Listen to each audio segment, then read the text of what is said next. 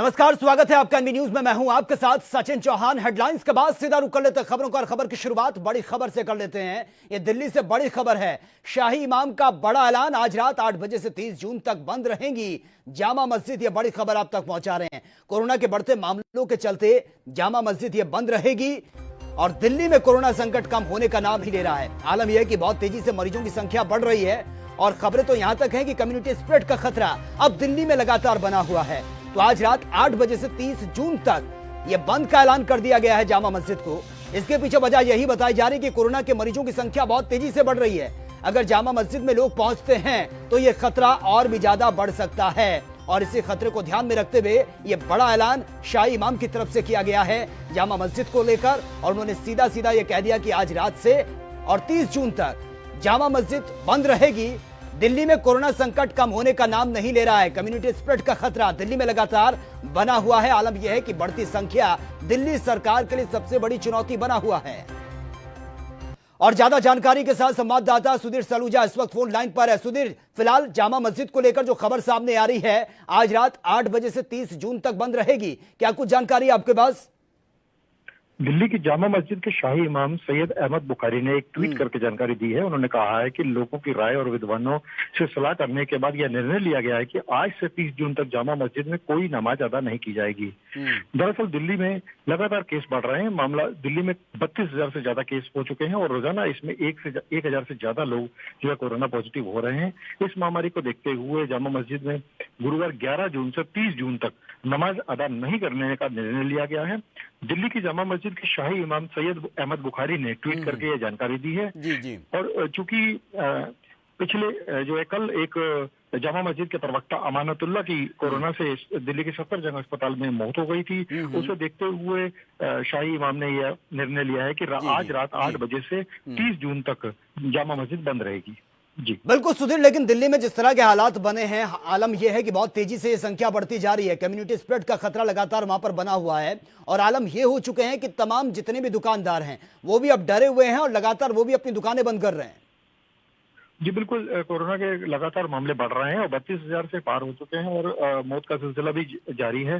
तो अब चूंकि जो दुकानदार दुकानें खोल के बैठे हैं तो उनके पास ज्यादा ग्राहक भी नहीं आ रहा है। तो उनको लगता है कि इससे अच्छा है कि हम बंद करके अपने घरों में सुरक्षित रहें, ऐसा ना हो कि हम कोरोना से संक्रमित हो जाएं। तो हालांकि कुछ लोगों ने अभी जो है दिल्ली हाईकोर्ट में आज PIL भी डाली है कि जो है याचिका डाली है कि 30 जून तक जो है दिल्ली में एक बार फिर लॉकडाउन कर दिया जाए। लेकिन अभी सरकार की तरफ से ऐसी कोई सूचना नहीं है, लेकिन लोग चाहते हैं कि हमें एक बार जो है फिर हम अपने घरों में बंद रहें क्योंकि व्यापार चल नहीं रहा है और सड़कों पर भी ज्यादा लोग दिख नहीं रहे हैं। जी ठीक है, चलिए सुधीर, बहुत बहुत शुक्रिया फिलहाल आपका तमाम जानकारी के लिए। और चलिए एक और बड़ी खबर से आपको अपडेट करवा देते हैं। पंजाब के पठानकोट से यह बड़ी खबर सामने आ रही है। लश्कर के 2 आतंकियों को पकड़ा गया है। यह बड़ी खबर आप तक पहुंचा रहे हैं। पंजाब पुलिस ने चेकिंग के दौरान दोनों को फिलहाल हिरासत में लिया गया है। आतंकियों से घाटी में हथियार तस्करी का पर्दाफाश भी किया गया है और पंजाब के DGP दिनकर गुप्ता ने इस पूरे मामले को लेकर जानकारी दी है। तो पठानकोट से पकड़े गए हैं लश्कर के ये 2 आतंकी। फिलहाल इनसे पूछताछ जारी है। पंजाब पुलिस ने चेकिंग के दौरान दोनों को हिरासत में लिया है और पूछताछ इनसे की जा रही है। आतंकियों से घाटी में हथियार तस्करी का पर्दाफाश भी किया गया है और इस पूरे मामले की जानकारी पंजाब के DGP दिनकर गुप्ता ने दी है। यह बड़ी सफलता है। लश्कर के 2 आतंकी बताए जा रहे हैं जिनको पकड़ा गया है। चेकिंग के दौरान पूछताछ इनसे की जा रही है। और आपको बता दें कि जिस तरह की खबरें लगातार सामने आ रही हैं, आतंकवाद घुसपैठ कराने की कोशिश और पाकिस्तान की तरफ से सीज फायर का उल्लंघन, यानी कि आतंकवादी किसी बड़ी घटना को अंजाम देने के फिराक में है, लेकिन भारतीय सेना की तरफ से बार बार मुंहतोड़ जवाब उनको दिया जा रहा है और उनकी किसी भी कोशिश को अब तक कामयाब नहीं होने दिया, क्योंकि भारतीय सेना मुस्तैदी के साथ खड़ी है और पाकिस्तान की हर एक नापाक हरकत का मुंहतोड़ जवाब दिया जा रहा है।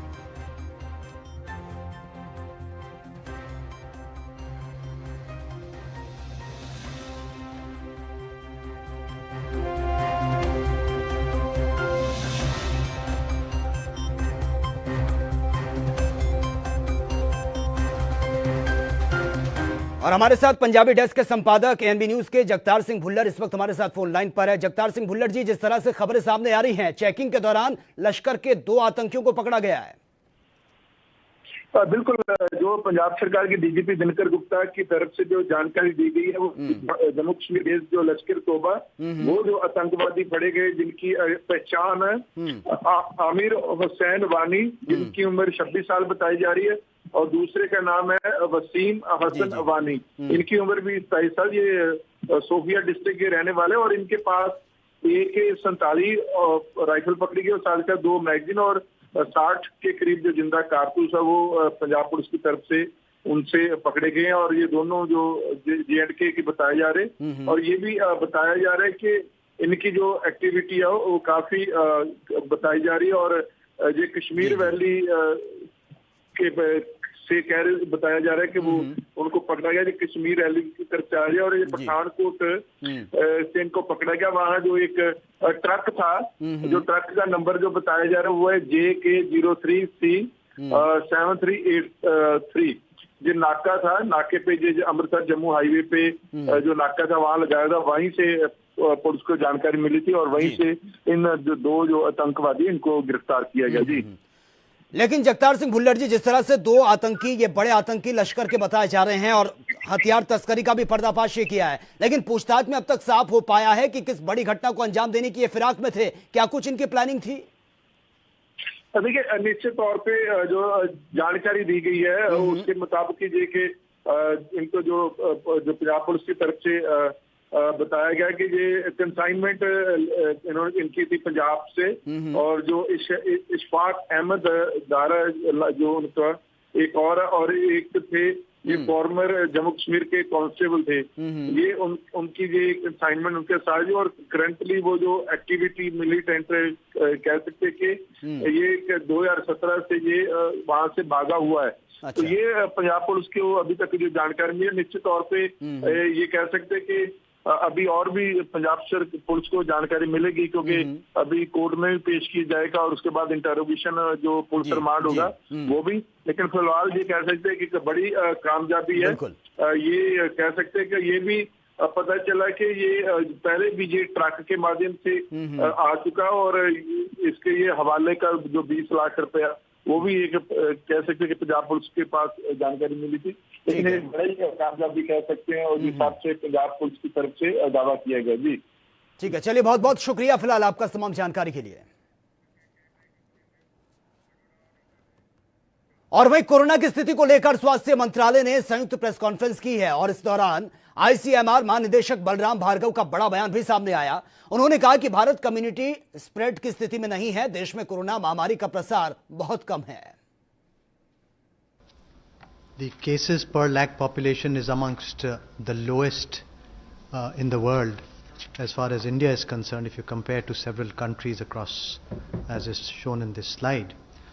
Similarly, the number of deaths per lakh population is also amongst the lowest in the world as far as India is concerned.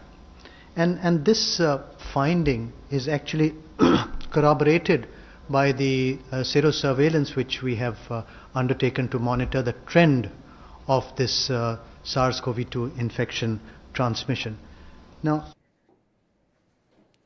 और जम्मू कश्मीर से बड़ी खबर सामने आ रही है। इस वक्त की बड़ी खबर आप तक पहुंचा रहे हैं। पाकिस्तान ने सीमा पर फिर से गोलियां बरसाई हैं, और पाकिस्तान की तरफ से लगातार सीज फायर का उल्लंघन किया जा रहा है।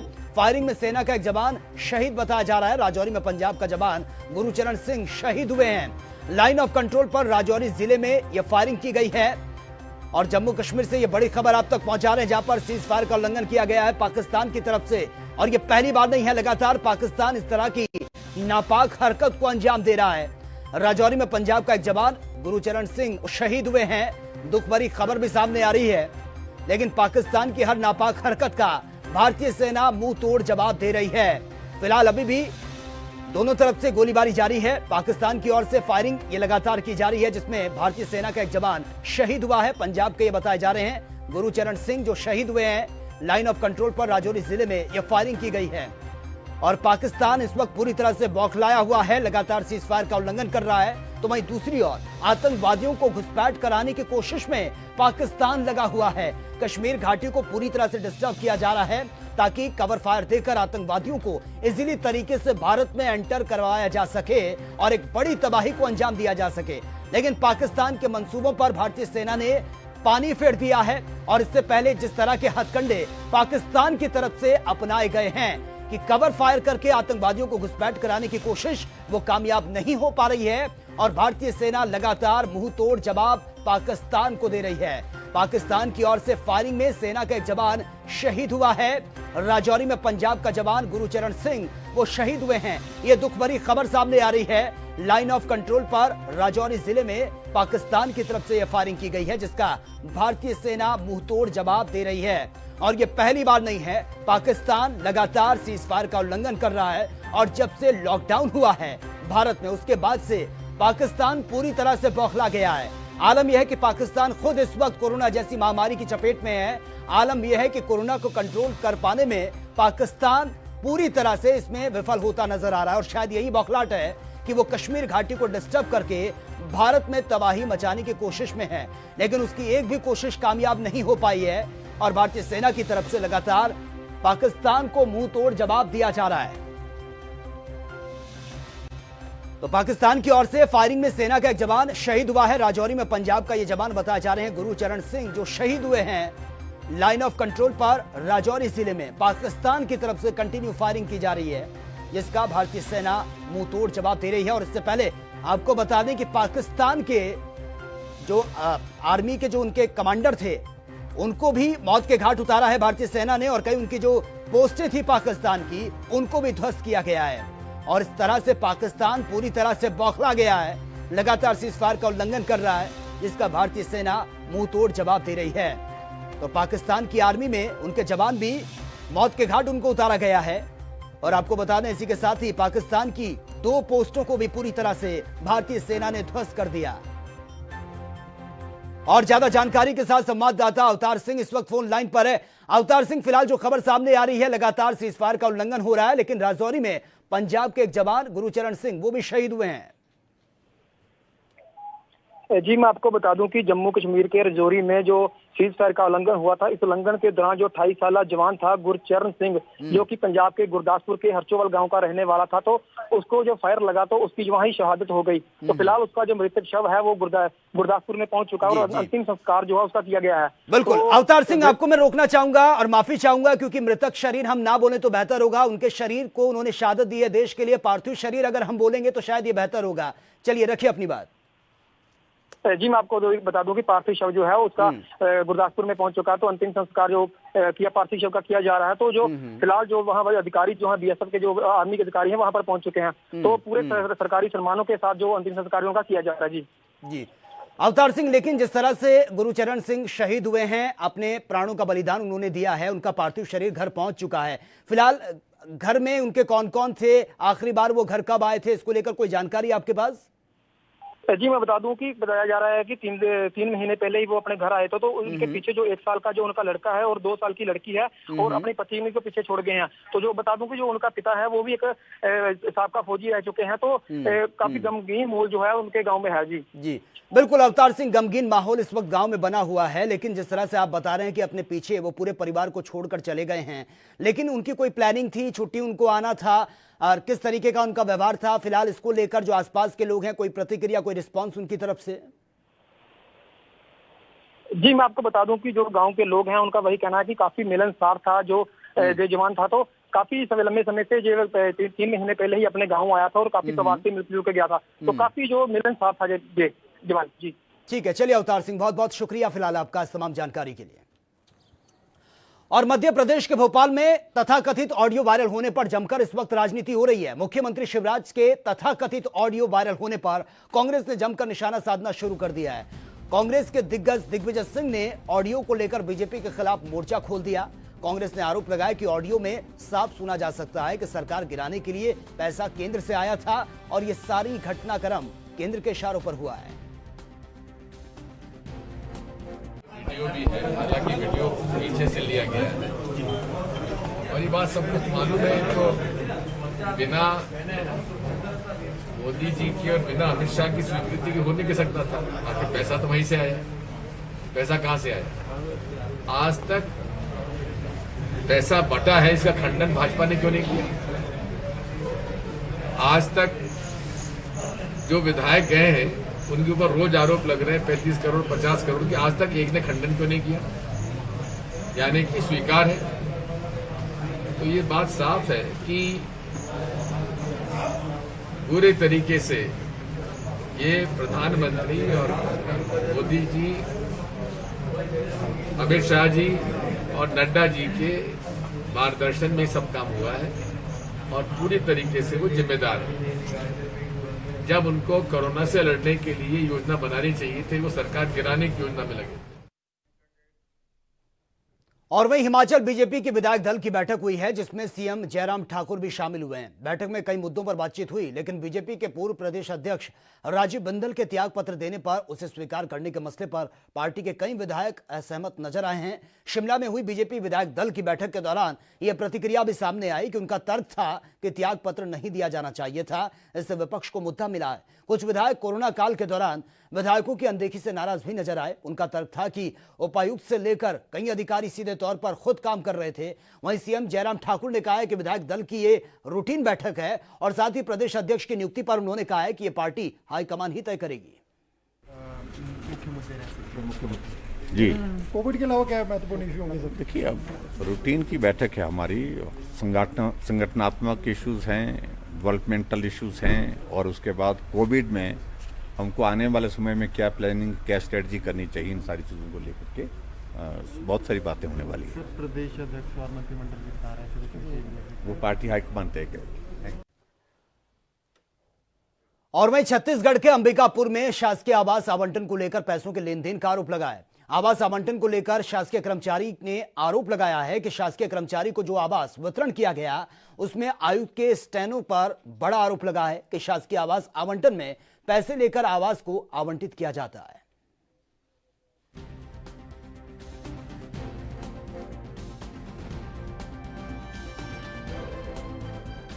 उसमें होना चाहिए, विभाग के माध्यम से आना चाहिए। तो नहीं लगा है तो उसका गलती कहाँ, किसको ठहराएंगे आप? ये तो साहब ही बताएंगे। एक आरोप आपके ऊपर लग रहा है जी। एक प्रार्थी ने बताया है कि 2016 से उसने आपके पास आवेदन दिया है जी। आवेदन देने के बाद आज तक का उसको रूम अलॉट नहीं हो पाया है। क्या कारण है? कारण यह है कि उससे पहले भी बहुत सारे आवेदन है। 2016 के पहले से बहुत सारे 11 से 9 तक का है। 2016 के बाद के आवेदन पर किसी को मकान नहीं अलॉट किया गया है? हुआ होगा, देखना पड़ेगा। ये भी आरोप लग रहा है आप पे कि 60 से 70 हजार रुपया लेते हैं पैकरा जी, तब जाके कहीं रूम देते हैं। वो फंसाने वाली बात होती है, कोई भी कुछ भी बोल देता है। उसने मीडिया के सामने बोला है ये बात। हाँ, वो बोलने वाले बोलते हैं फंसाने के लिए। रूम तो मिल नहीं रहा है तो कैसे फंसाया जाए। और वहीं मुरादाबाद में मेडिकल टीम और पुलिस पर हमला करने के मामले के बारे में जानकारी देते हुए मुरादाबाद के एसपी अमित कुमार आनंद ने क्या कुछ कहा, वो भी सुन लेते हैं। नागफनी थाना क्षेत्र में पूर्व में मेडिकल और पुलिस टीम के ऊपर टकराव हुआ था। उसमें कई लोगों की गिरफ्तारियां की गई। एक जगह में उनमें एक व्यक्ति राशिद हुसैन जो नागफनी का ही रहने वाला है, उस पर NSA की कार्रवाई की गई है। आगरा स्वास्थ्य विभाग की ओर से एक बड़ी लापरवाही सामने आई है। यहां पर एक 80 साल के बुजुर्ग की मौत के बाद उसे कोरोना नेगेटिव बताकर शव को परिजनों को सौंप दिया गया है। मृतक के परिजनों ने शव को घर लाकर विधि विधान से उसका अंतिम संस्कार कर दिया और जब आज मेडिकल टीम मृतक के घर पहुंची तो बताया कि मृतक बुजुर्ग कोरोना पॉजिटिव था। यह खबर सुनने के बाद मृतक के परिवार और कॉलोनी में दहशत फैल गई है। वहीं मृतक के परिजनों को क्वारंटाइन कर दिया गया। आपको बता दें कि 3 दिन पहले ही 80 साल के बुजुर्ग को SN मेडिकल कॉलेज में भर्ती किया गया था। हार्ट अटैक से SN मेडिकल कॉलेज में बुजुर्ग की मौत की खबर सामने आई थी। यह मामला थाना एतमादौला के विकास नगर का है।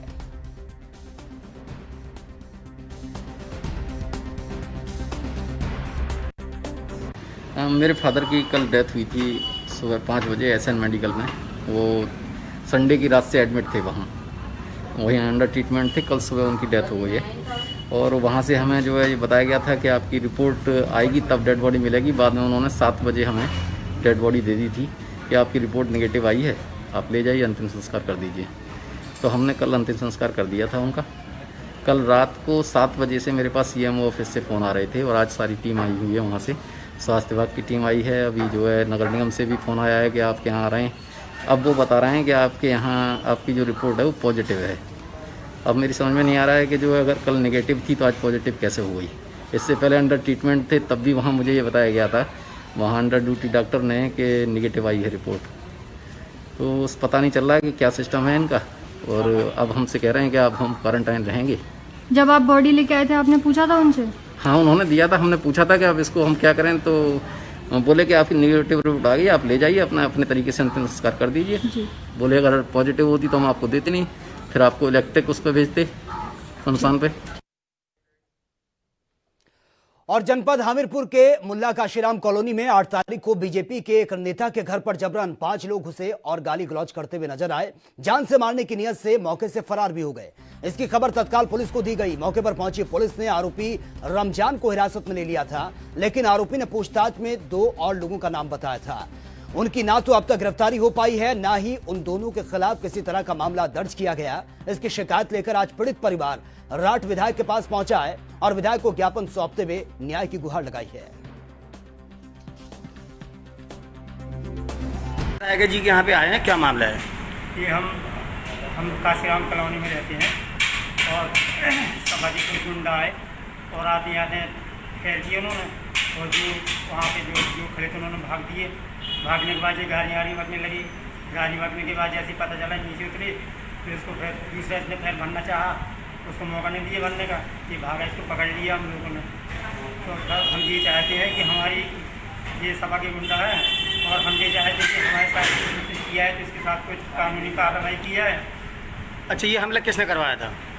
ये उमेश की गुंडा है, उमेश यादव जी।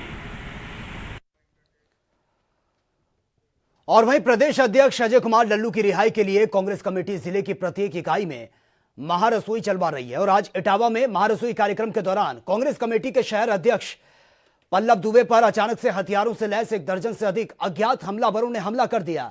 शहर अध्यक्ष पल्लव दुबे वरिष्ठ अधिवक्ता भी हैं और एक प्रतिष्ठित अधिवक्ता पर जानलेवा हमले से कचहरी अधिवक्ताओं में खासा आक्रोश देखने को मिला है। आज जिला कांग्रेस कार्यालय पर अरुण यादव नाम का एक गुंडा अपने 10, 15, 20 साथियों के साथ वहां पर पहुंचा और हम वहां मां रसोई का कार्यक्रम चला रही है कांग्रेस पार्टी, हम उसमें उसके कार्यक्रम में व्यस्त थे। इसने दूसरे लोगों के भड़काकर पहले हमारे खिलाफ बयानबाजी कराई और जब हमने सिर्फ इससे इतना पूछ लिया कि क्यों ऐसा करा रहे हो, तो इसी बात पे इसने हमारे ऊपर हमला कर दिया। जैसे मेरी कई गंभीर चोटें आई और इसके पूरे साथी मुझ पर एकदम हमला करके टूट पड़े। किसी प्रकार जब मैं वहां से जान बचाकर भागा तो इन लोगों ने मेरी चैन तोड़ ली। 2000 रुपए मेरी जेब में रखे थे। आप दशा देख रहे हैं, ये गुंडे प्रवृत्ति के लोग हैं। ये राइफलें लेके कार्यालय पर चढ़ते हैं। पार्टी से कोई लेना देना नहीं है। मैं मांग करूंगा कि इस आदमी को जल्दी जल्दी गिरफ्तार किया जाए। इसके ऊपर कई मुकदमे पहले से वांछित थे। आज कांग्रेस के जो प्रदेश अध्यक्ष हैं वो जेल में हैं। ऐसी मुझे जानकारी मिली है कि उनके काम रुक जाने से जो यहाँ की जिला की कांग्रेस की कमेटी है, उनके द्वारा गरीबों को भोजन का पैकेट बांटने के लिए जो इनका कार्यालय है उस पे व्यवस्था किए थे। उसके पहले जो एप्लीकेशन पल्लव दुबे जी ने दिया है, इनका कहना यह है कि कोई अरुण यादव हैं जो कमेटी के ही हैं और जितेंद्र यादव।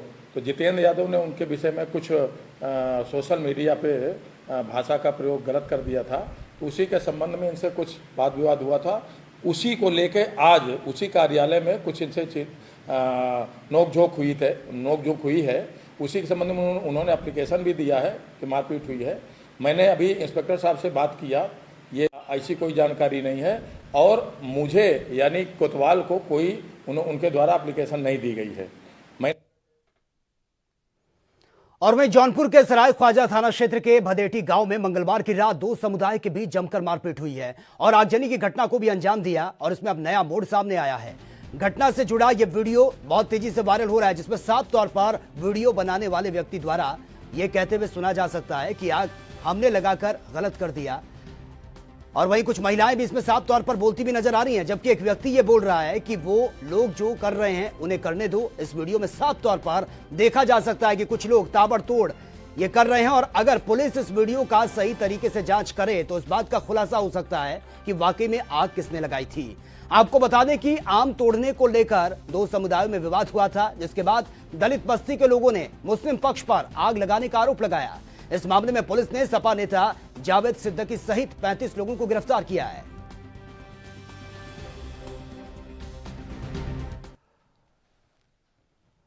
और बरेली के इज्जत नगर थाना क्षेत्र के बरेली नैनीताल हाईवे पर एक ट्रक में भीषण आग लग गई। ड्राइवर के मुताबिक ट्रक का टायर फट गया, जिससे वो अनियंत्रित होकर बिजली के पोल से जा टकराया।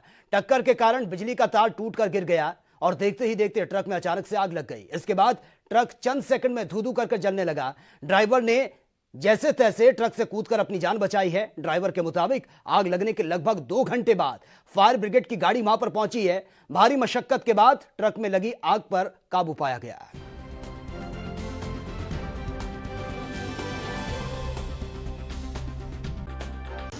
फटा गाड़ी चुप रहो। तो आप लोग खराब हुआ। अच्छा, टायर फटा, फिर ये पोल से टकरा गई। पोल से टकराई नहीं थी, पोल से टिक गई है। अच्छा, जो है वो जो तार जो थे उसको चुल्लू को रहे थे, तो हमने कोशिश करी, प्रयास करा बुझाने का, मगर वो कुछ भी नहीं हुआ। मतलब टायर फटा और बिजली के पोल से टकरा गई और उसमें आग लग गई। अच्छा, अभी कोई फायर ब्रिगेड या कोई और गाड़ी आई? नहीं आया अभी। मैंने बहुत टाइम, 1 घंटा हो गया मुझे फोन कर, कुछ भी फायर ब्रिगेड वगैरह कुछ नहीं आया। कई जगह फोन कर दिया ना, कुछ आया नहीं। 100 नंबर वालों ने, बेचारों ने कई जगह फोन कर दिया, अभी भी कुछ नहीं हुआ। ये लोग जा रहे हैं, इन्होंने फोन कर दिया कई बार। भोजपुरा के एरिया में है ना, जयनगर वाले कुछ नहीं। तो फिलहाल इस बुलेटिन में मेरे साथ इतना ही। तमाम खबरों के लिए आप बने रहिए एनबी न्यूज के साथ। नमस्कार।